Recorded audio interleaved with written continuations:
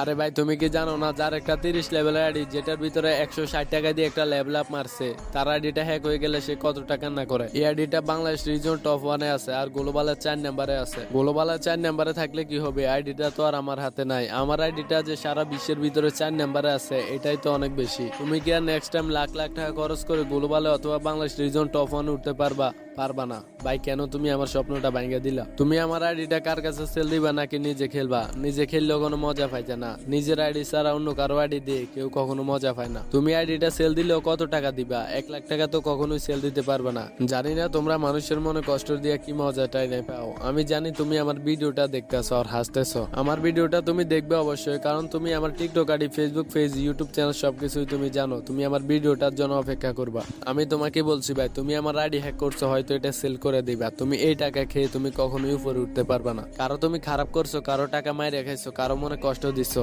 আল্লাহ কিন্তু সবই দেখে। আল্লাহ ছাড় দেন কিন্তু কাউকে ছেড়ে দেন না। তোমার ভিতরে যে বিন্দু পরিমাণে ঈমান থেকে থাকে সরিষার দানা সমান, যদি তোমার আল্লাহর উপরে বিশ্বাস থাকে, তাহলে তুমি এই কথাটা নিশ্চয়ই বিশ্বাস করবে। তুমি যদি গোপনে ভালো অথবা খারাপ কাজ করো, যাই করো, তোমার সৃষ্টিকর্তা কিন্তু সবই দেখে। তো ভাই যাই হোক, তোমাকে বেশি কিছু বলার নাই। তুমি যদি আমার আইডিটা নিয়ে খুশি হও, তাহলে আমিও খুশি।